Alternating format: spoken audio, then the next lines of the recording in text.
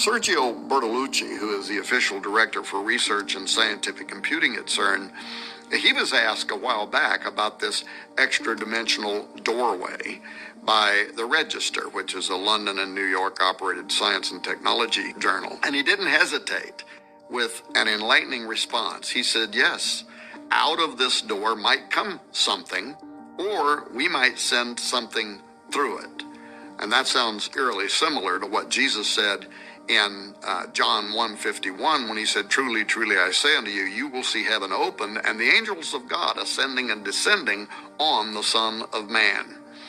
Now, prophecy in numerous parts of the Bible refer to a coming day when portals will be opened and spiritual entities are going to pass through and come to the earth. Now, if that's true, and if those verses are accepted for their literal meaning and not written off as some kind of poetic allegory, as some scholars have claimed, then the idea of CERN playing with gateways is a major concern. And if, as CERN claims, they're only out to explore space, time, matter, particles, and the origin of our known universe and planets from exclusively a scientific or Darwinian-related perspective, if their agenda is unrelated to Bible prophecy entirely, then what is it with all this mystical symbolism that they knowingly are associating themselves with?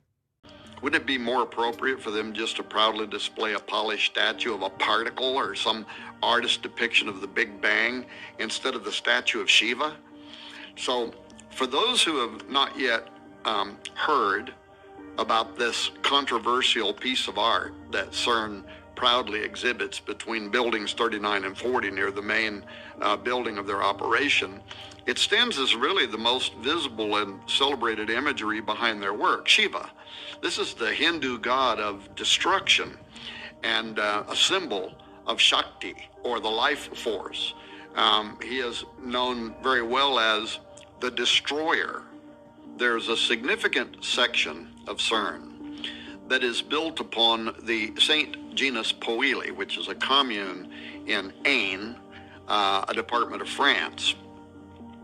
In Roman times, the St. Genus Poili was called Apaliacum, but the town and a temple were dedicated there in ancient times to Apollyon, the destroyer, the Shiva Horus, if you will.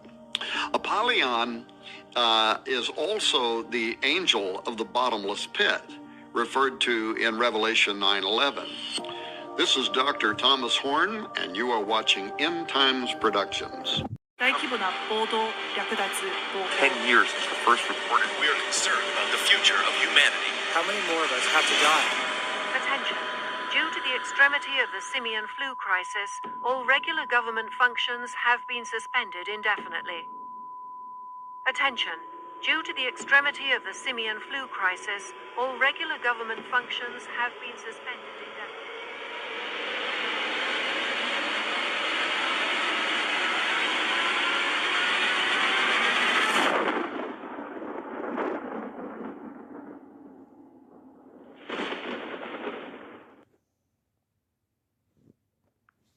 When I was a kid watching Planet of the Apes, I thought to myself, man, humanity really got screwed over. But after watching the Planet of the Apes trilogy, bro, what is wrong with humanity in these movies? It's sort of like how in The Matrix, humans are just otherworldly levels of giant losers, but instead of giant robots that can tear us apart, we're just turds to giant monkeys that can tear us apart. And tear us apart they do. You see, taking place throughout Rise, Dawn, and War for the Planet of the Apes, humanity got screwed up big time. In an effort to cure the unfortunate but natural effects of aging, specifically Alzheimer's, more aggressive means were needed to alter the human genome to create an effective medicine to combat the horrendous march of time. We turn to what we normally turn to when testing potential medicines that could, body us, apes. In this case, chimpanzees who share similar reactions and traits to humanity, but not as valued in terms of their lives. After administering the newly concocted medicine, it would result in the apes who were highly intelligent, pretty much rivaling humans in most aspects, but humanity would still continue to regard them as animals. Spitting in the face of these apes and their preference for peace, humanity would engage engage in a war with the apes that would ultimately spell our undoing and give birth to the abomination that was Marky Mark in Planet of the Apes. Now, God, it's horrible. So today, it's pretty clear what we were discussing, just exactly what this medicine is, how it affects the minds of apes, how it originally was supposed to help humans, and why there appears to be such a detraction between humans and apes concerning the more aggressive version of the medicine, and why this is actually a fairly expected outcome.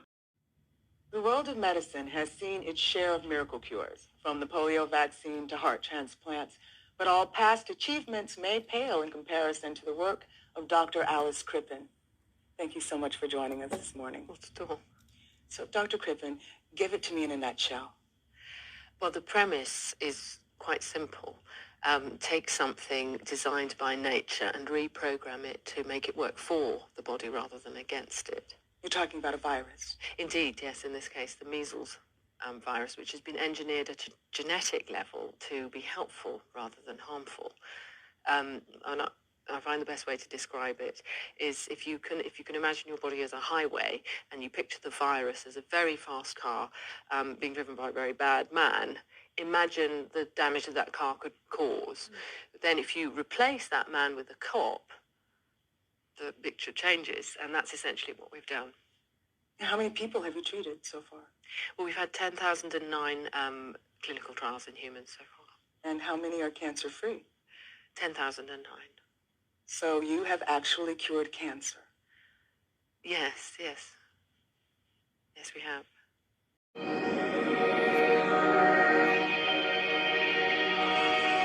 was a groundbreaking ceremony for a new factory. Did she mention seeing anyone who was sick? Anyone on a plane, at the airport? No, she said she was jet lagged. The average person touches their face 3 to 5 times every waking minute. In between, we're touching doorknobs, water fountains, and each other. Matt. No, go up to your room, honey. So we have a virus with no treatment protocol and no vaccine at this time. You had a seizure this morning, Beth. Does she have a history of seizures? No. Allergies? As of last night, there were 32 cases. Unfortunately, she did die. Right. And he says, can I go talk to her? Mr. Amoff, your wife is dead. What are you talking about? What happened to her? What happened to her? Is there any way someone could weaponize the bird flu? Is that what we're looking at? Someone doesn't have to weaponize the bird flu. The birds are doing that. Watch this. It's transmission, so we just need to know which direction. On day 1, there were 2 people, and then 4, and then 16. In 3 months, it's 1 billion. That's where we're headed. They're calling out the National Guard. They're moving the president underground. People will panic. Get away! It will tip over. The truth is being kept from the world. Cook your samples, destroy everything.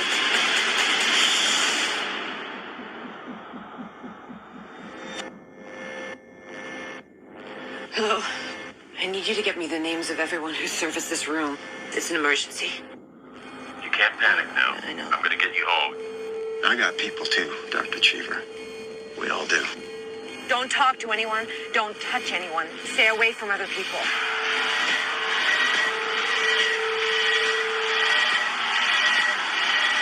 Get back in your car. We're not sick! It's figuring us out faster than we're figuring it out. It's mutated.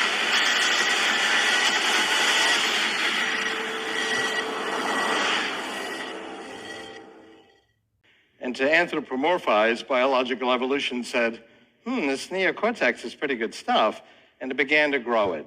And mammals got bigger, their brains got bigger at an even faster pace, and the neocortex got bigger even faster than that, and developed these distinctive ridges and folds, basically to increase its surface area. If you took the human neocortex and stretched it out, it's about the size of a table napkin, and it's still a thin structure. It's about the thickness of a table napkin. But it has so many convolutions and ridges, it's now 80% of our brain. And that's where we do our thinking.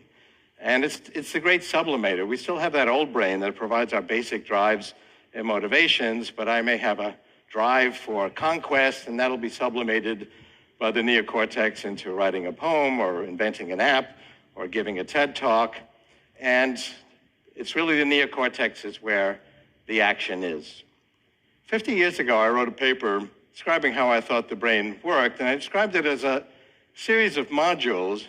Each module could do things with a pattern. It could learn a pattern, it could remember a pattern, it could implement a pattern. And these modules were organized in hierarchies, and we created that hierarchy with our own thinking. And there was actually very little to go on 50 years ago. Led me to meet President Johnson. Been thinking about this for 50 years, and a year and a half ago I came out with the book, How to Create a Mind, which has the same thesis. But now there's a plethora of evidence. The amount of data we're getting about the brain from neuroscience is doubling every year. Spatial resolution of brain scanning of all types is doubling every year. We can now see inside a living brain and see individual interneuronal connections connecting in real time, firing in real time. We can see your brain create your thoughts. We can see your thoughts create your brain, which is really key to how it works.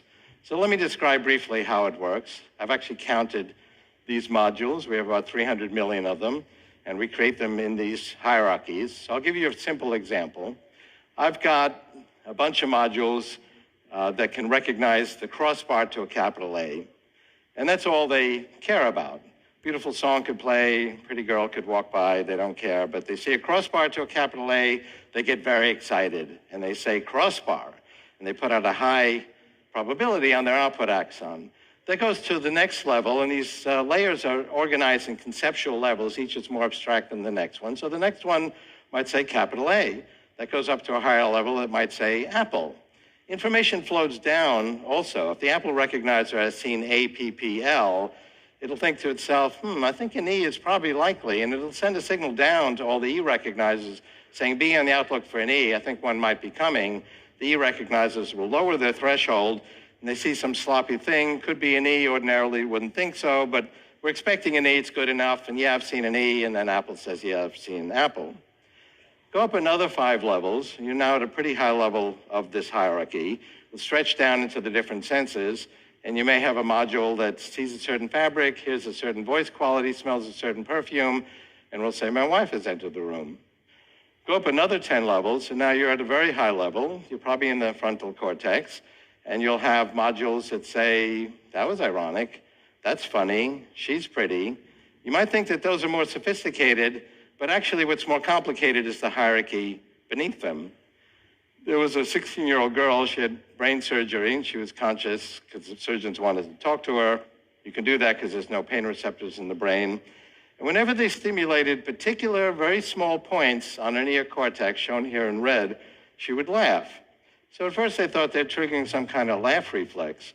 But no, they quickly realized they had found the points in her neocortex that detect humor, and she just found everything hilarious whenever they stimulated these points. You guys are so funny just standing around was a typical comment. And they weren't funny, not while doing surgery. So how are we doing today? Well, computers are actually beginning to master human language with techniques that are similar to the neocortex. I actually described the algorithm, which is similar to something called a hierarchical hidden Markov model, something I've worked on since the 90s.